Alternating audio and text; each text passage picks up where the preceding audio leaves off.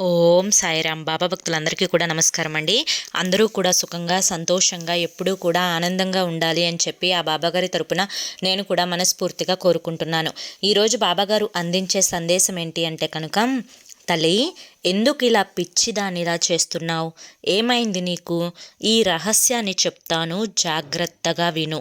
నువ్వు ఈ రహస్యాన్ని విన్న తర్వాత ఎవరితో అయితే నువ్వు మాట పడ్డావో వారు స్వయంగా చెప్పుతో కొట్టుకున్నట్లుగా అవుతుంది.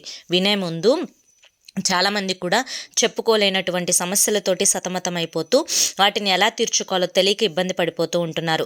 అటువంటి వారి కోసం శ్రీ షిరిడి సాయిబాబా ఆశీస్సులతో జ్యోతిష్యం చెప్పబడును గురూజీ శివరామరాజు గారు. Phone number 9959942255. మీరు ఇప్పటి వరకు ఎన్నో చోట్ల జ్యోతిష్యం చెప్పించుకొని మీరు ఆశించిన మార్పులు మీ జీవితాలలో జరగలేదని చెప్పి బాధపడి ఉంటారు. కానీ ఇక్కడ అస్సలు అలా జరగదండి. మీ సమస్యలు ఏవైతే ఉన్నాయో, ప్రేమ, పెళ్లి, ఉద్యోగం, రాజకీయం, సంతానం లేక ఇబ్బంది పడుతున్న భార్యాభర్తల మధ్య గొడవలున్నా, అప్పుల సమస్యలున్నా, శత్రువుల సమస్యలున్నా, అవేంటో మీరు గురువుగారికి వివరించి చెప్పినట్లయితే వాటికి తగిన పూజలు చేసి గురువుగారు మీకు రోజులలోనే పరిష్కారాన్ని చూపిస్తారు. గురువుగారు చెప్పినట్లు 100కు 1000% జరుగుతుంది. నమ్మకంతో స్క్రీన్ మీద కనిపిస్తున్న నెంబర్కి కాంటాక్ట్ అవ్వండి. అంతేకాకుండా భార్యాభర్తల మధ్య సమస్యలు, వశీకరణ, స్త్రీ మరియు పురుషుల మధ్య వశీకరణ కూడా 100% జరపబడును. ఎటువంటి సంతాన సమస్యలకైనా కానీ గురువుగారి దగ్గర చక్కటి పరిష్కారం దొరుకుతుందండి. మాకున్నటువంటి ఎన్నో రకాలైన సమస్యలను గురువుగారు రోజులలోనే పరిష్కరించారు. గురువుగారికి ఉన్నటువంటి 50 సంవత్సరముల అనుభవంతో మీకు ఎటువంటి సమస్య ఉన్నా కానీ ఆ సమస్యను రోజులలోనే పరిష్కరిస్తారు. ఎన్నో ప్రయత్నాలు చేసి ఉంటారు కదా, చివరి ప్రయత్నం అనుకుని ఈ నెంబర్కి కాంటాక్ట్ అవ్వండి. సమస్యల నుంచి బయటపడి ఆనందంగా ఉండండి. ఇక ఆలస్యం చేయకుండా మనం వీడియోనైతే స్టార్ట్ చేద్దాం. తల్లి, పిచ్చిదానిలాగా చేస్తున్నావు. ఎందుకు ఇలా చేస్తున్నావో నాకు నిజంగా నీ గురించి అర్థం కావడం లేదు. బాబా, ఏం పిచ్చిదానిలాగా నేను చేస్తున్నాను? ఏంటి ఈరోజు నా మీద గొడవ పడటానికి వచ్చారా? అసలు ఏం తప్పు జరిగింది? ఏ సన్నివేశంలో నేను పిచ్చిదానిలాగా ప్రవర్తించాను? అది ఏంటి అనేది నాకైతే తెలియడం లేదు. మీరే చెప్పాలి బాబా అని చెప్పి నువ్వు నన్ను అడుగుతూ ఉన్నావు కదా. అయితే నేను చెప్పేది ఒంటరిగా కూర్చొని శ్రద్ధగా ఆలకించే ప్రయత్నం చెయ్యి. ఎక్కడ నువ్వు పిచ్చిదానిలాగా ప్రవర్తించావో నేను నీకు కళ్ళకు కట్టినట్లుగా చెప్తాను, జాగ్రత్తగా విను. ఎందుకంటే నువ్వు ఇప్పుడు ఈ రహస్యాన్ని తెలుసుకోవాలి. లేకపోతే నీ జీవితంలో నేను అన్న మాటని 100 మంది నిన్ను అనేలా నీకు నువ్వే చేసుకున్నట్లు అవుతుంది. కాబట్టి నా బిడ్డ ఎప్పుడూ అవమానింపబడకూడదు అన్న ఉద్దేశంతో నీ ముందుకు నేను ఈరోజు ఈ సందేశంతో వచ్చాను. నన్ను నమ్మినట్లయితే నిజంగా నేను చెప్పేది నీకోసమే అని చెప్పి భావించి చివరి వరకు వింటావు. ఎప్పుడైనా కానీ ఏ తండ్రైనా కానీ కోరుకునేది ఏంటి అంటే తన బిడ్డ సంతోషంగా ఉండాలి, ఆనందంగా ఉండాలి, ఆరోగ్యంగా ఉండాలి, తెలివిగా బ్రతకాలి అని చెప్పి. అయితే ఎక్కడైతే ఎవరితో అయితే నీ కుటుంబంలో నిన్ను తక్కువగా చేసి చూస్తున్నారో, నిన్ను అవమానిస్తున్నారో, ఎక్కడైతే నీకు హేళన జరుగుతూ ఉందో, ఎక్కడైతే నిన్ను అవసరాల కోసం వాడుకుంటూ ఉన్నారో, ఇవన్నీ కూడా నీ మనసులో ఒక రకమైనటువంటి భావనను కలుగచేస్తున్నా, వారి యొక్క గుణాలకు తగినట్లుగా వారి యొక్క అవసరాలను తీర్చే విధంగా నీ యొక్క నడవడిక అనేది ఉన్నప్పటికీ కూడాను నువ్వు ఏదైతే ఒక మాట ఒకరు అన్నప్పుడు ఆ మాటకు వెంటనే నువ్వు రియాక్ట్ అయ్యి, అంటే ఒకరు నిన్ను తిట్టినా లేదా పొగిడినా లేదా అవమానించినా లేదా ఎగతాళి చేసినా హేళన చేసినా ఏం చేసినా కానీ ఒకరు నిన్ను ఒక మాట అన్నప్పుడు ఆ మాటకి నువ్వు వెంటనే చెప్పుతో కొట్టినట్లుగా సమాధానం చెప్పాలి అనుకుంటావు. కానీ ఒక్క విషయాన్ని చెప్తాను, జాగ్రత్తగా విను బిడ్డ. ఎప్పుడైనా కానీ ఒకరు నిన్ను ఏదైనా ఒక మాట అంటున్నప్పుడు వారి మాటకు విలువిచ్చి వెంటనే నువ్వు రియాక్ట్ అవ్వాల్సిన అవసరం లేదు. నువ్వు సైలెంట్తో కూడా పూర్తిగా సమాధానం చెప్పొచ్చు. ఒకరు నిన్ను ఒక మాట నువ్వు మంచిదానివి కాదనో ఉదాహరణకి, లేదా ఇంకా ఏ ఇతర మాటలైనా కానీ స్వార్థపరురాలు అనో, లేదా నన్ను పలానా టైంలో ఇలా అన్నావు అనో, లేదా నన్ను అవసరానికి ఇలా వాడుకున్నావు అనో, లేదా నువ్వు తప్పు చేశావు అనో, ఇలా ఏదో ఒక రకంగా నీ మనసుని బాధ పెట్టే ప్రయత్నం చేస్తే వారి మాటలకు నేనెప్పుడు చేశాను, నేనెప్పుడు అలా చేశాను, నేనెప్పుడు అలా అన్నాను, నువ్వు రుజువు చెయ్యి, నువ్వు సాక్ష్యాలు చూపించు అని చెప్పి వెంటనే నువ్వు రియాక్ట్ అవ్వాల్సిన అవసరం లేదు. ఎప్పుడైతే నువ్వు వెంటనే ఈ విధంగా రియాక్ట్ అవుతావో, తల్లి నీకు ఇది వినడానికి చిన్న విషయంగా అనిపిస్తుంది అని నాకు అర్థమైంది, కానీ చెప్పేది పూర్తిగా విను. ఇది ఏమాత్రం చిన్న విషయం కాదు. ఎందుకంటే ఎప్పుడైతే ఎదుటి వారి యొక్క మాటలకు నువ్వు వెంటనే కోపాన్ని తెచ్చుకుంటావో, చిరాకును తెచ్చుకుంటావో, ఆవేశాన్ని తెచ్చుకుంటావో, ఆ మాటలకి నువ్వు కోప్పడుతున్నావు అని వారికి అర్థమైనప్పుడు, నీలో ఉన్న ఆ వీక్నెస్ ఏదో వారు కనుగొన్నప్పుడు వారు ఆ వీక్నెస్ను పట్టుకొని పదే పదే నిన్ను రెచ్చగొట్టే ప్రయత్నం చేస్తూ ఉంటారు. అలా రెచ్చగొట్టిన ప్రతిసారి కూడా నువ్వు రెచ్చిపోతూ ఉంటే, ఒకసారి నువ్వు వారికి విలువిస్తున్నావు అనుకుంటారు, రెండవసారి వారికి నువ్వు సమాధానం చెప్తున్నావు అనుకుంటారు, మూడవసారి నిన్ను పిచ్చిదానిలాగా చూస్తారు. కాబట్టి పదే పదే కోపం తెచ్చుకోవడం, ఆవేశం తెచ్చుకోవడం సరైన పద్ధతి కాదు. ఎదుటి వారు నిన్ను ఎంత ట్రిగర్ చేసినా, అంటే నిన్ను ఎంత రెచ్చగొట్టినా, వారి మాటలకి నువ్వు సమాధానం అదే సమయంలో ఇవ్వాల్సిన అవసరం లేదు. వారికి నువ్వు వెంటనే సమాధానం చెప్పాల్సిన అవసరం లేదు. ఏదైతే ఒక మాట నిన్ను అన్నారో, అన్నవారు ఎప్పుడూ మంచివారు కాదు, పడ్డవారెప్పుడూ చెడ్డవాళ్ళు కాదు. ఈ ఒక్క మాటని మనసులో పెట్టుకొని అక్కడి నుంచి నువ్వు సైలెంట్గా లేచి వచ్చేసాయి. అలా లేచి వస్తే మౌనం అంగీకారం అంటారు కదా బాబా. మరి ఆ టైంలో కూడా నేను మాట్లాడకపోతే తప్పు చేసినట్లు ఒప్పుకున్నట్లే కదా బాబా అని చెప్పి నువ్వు నన్ను అనొచ్చు. కానీ ఒక్కటే మాట, భగవంతుడు చూసుకుంటాడు. ఏది తప్పు ఏది ఒప్పు అన్నానా, లేదా ఏది నిజం ఏది అబద్ధం అనేది అని చెప్పి ఆ ఒక్కటి అనేసి సైలెంట్గా వచ్చేసేయాలి. ఎందుకంటే ఎదుటివారు నీ యొక్క వీక్నెస్ను కనుక్కుంటే కనుక పదే పదే నిన్ను రెచ్చగొట్టే ప్రయత్నం చేస్తారు. ఆ యొక్క రెచ్చగొట్టే ప్రయత్నంలో నువ్వు రెచ్చిపోయిన టైంలో నిన్నొక పిచ్చివానిలాగా వారే ముద్ర వేస్తారు. కాబట్టి అలాగే ఎదుటివారు నిన్ను ఎక్కడైతే అన్నారో ఆ విషయం దగ్గర వారే సిగ్గుపడే విధంగా నీ యొక్క ప్రవర్తనలో మార్పు రావాలి.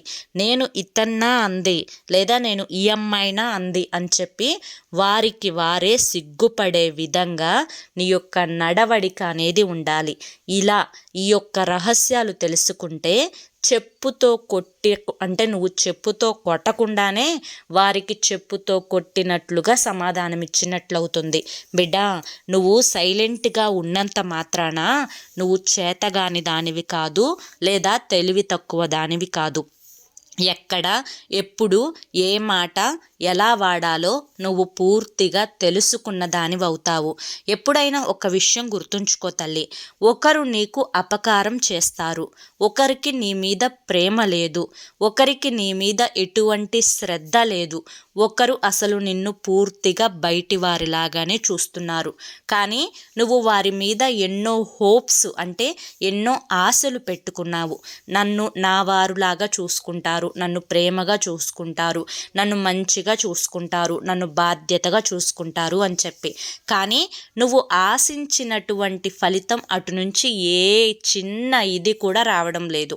అయినా కూడా నువ్వు నా మీద ఎందుకు ప్రేమను చూపించవు, నా మీద ఎందుకు జాలిని చూపించవు, నేనంటే నీకు ప్రేమ లేదా, నువ్వు అలా నాశనం అవుతావు, ఇలా నాశనం అవుతావు, నువ్వు అట్లాంటి దానివి, నువ్వు ఇట్లాంటి దానివి అని చెప్పి పదే పదే వారి ప్రేమ కోసం ఒక భిక్షలాగా అడుక్కోవడం కాదు. కడుపులో లేని ప్రేమ కాళ్ళ మీద పడ్డా కూడా రాదు అన్న విషయం మొదటిగా నువ్వు తెలుసుకోవాల్సిన విషయం. ఎప్పుడూ కూడా ఎదుటి వారి ప్రేమ కోసం నువ్వు కాచుకొని ఎదురు చూస్తున్నట్లుగా వారికి కనిపించకూడదు. ఎప్పుడైనా వారు నిన్ను నిర్లక్ష్యం చేస్తున్నట్లయితే అంతకంటే ఎక్కువగా నీ ప్రవర్తన వారిని నిర్లక్ష్యం చేసే విధంగా ఉండేట్లుగా ఉంటేనే నీకు అవతలి వారి దృష్టిలో విలువ పెరుగుతుంది అని తెలుసుకో. నువ్వు తెలిసి ఒక బురద మీద నువ్వు రాయి వేస్తే ఆ బురద వచ్చి చింది నీ మీదే పడుతుంది. అలాగే పెంట కుప్ప మీద రాయి వేస్తే ఆ కంపు వచ్చి నీకే దక్కుతుంది, అంటే నిన్నే తాకుతుంది. ఇదంతా కూడా నీకు అవసరం లేదు కదా.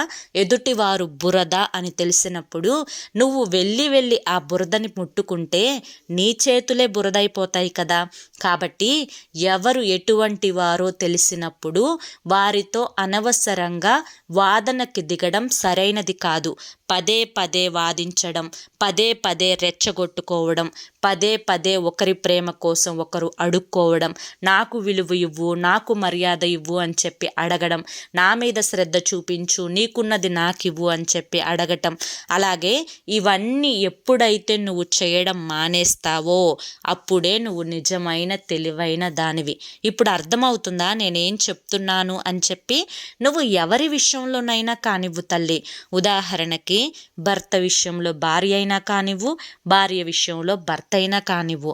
నిజానికి నువ్వు 100% అవతలి వారి మీద చూపిస్తున్నప్పుడు కనీసం 100లో 90% అయినా అవతలి వారు చూపిస్తే నీకు బాగుంటుంది కదా. కానీ ఆ 90% కాదు కదా. కనీసం నీ మాటకు విలువ కూడా ఇవ్వకపోతే, గౌరవం కూడా ఇవ్వకపోతే, కేవలం అవసరాలకు మాత్రమే నిన్ను అడ్డు పెట్టుకుంటే, తరువాత కూరలో కరివేపాకులాగా తీసి పడవేస్తుంటే, నీకు ఒక మనసు ఉంది, నీకు ఒక మనస్సాక్షి ఉంది. వారు లేకుండా నువ్వు బ్రతకగలను అని చూపించాలి. నువ్వు లేకుండా వారు ఏ పనైనా చేసుకోగలుగుతున్నారు. నీ మాట వినకుండా వాళ్ళు సంతోషంగా ఉండగలుగుతున్నారు. నీ గురించి ఆలోచించకుండా గడపగలుగుతున్నారు.